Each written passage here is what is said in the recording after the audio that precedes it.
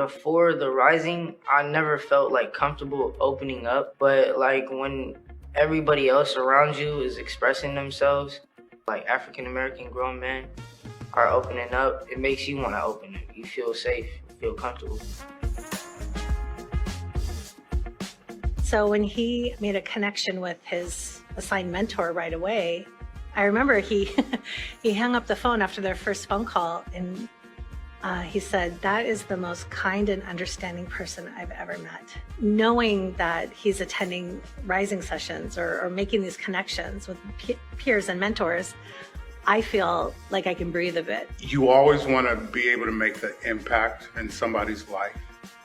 And so to be able to hear August talk about that, it makes me feel like I've accomplished something. So we did a 5 to 6 week project in which our scholars talked about some of those ideal elements of their school system, their environment, their community, thinking about safe roads, safer schools. And then at the very last week, we had a chance to present that to the city council member. So I had the immense honor of being on a meeting when Denny scholars who were in the Rising were presenting to the Seattle City Council and King County City Council about their ideas for a perfect city. And when kids have that message and that experience, that their opinions, that their voice matters, that inspires them. Amazed that people in your same area, just a few blocks or a few miles, are going through the same thing or need the resources or how to get financial help for rental assistance.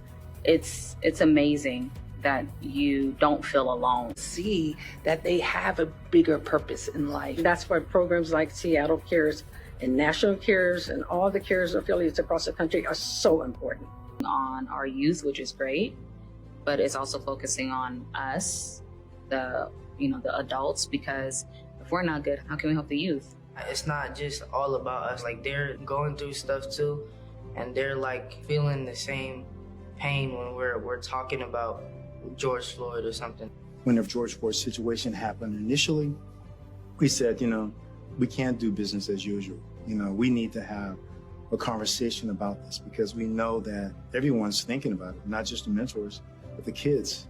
It became very difficult for us to try and keep explaining those situations to kids because it seemed like no matter what we tried to teach them and tell them, it still could end up costing them their lives. So every adult that has a touch point with our young people, we want them to understand that we're trying to elevate love, compassion, empathy, and expectations. I was like a really bad student.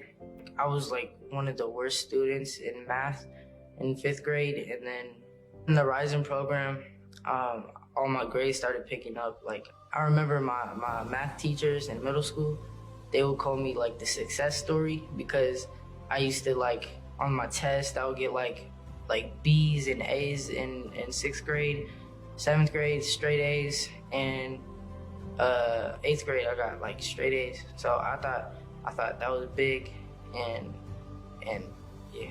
The funding has to follow because the stories are the indicator that our children can succeed. They're brilliant and they're smart.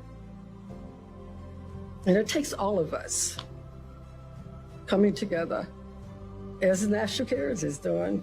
I just love Susan Taylor for her vision and for her passion and for her not giving up. Because there's a lot of people who didn't show up when they said they would. But we're not giving up. She's got an army with her, and we're going to continue this battle.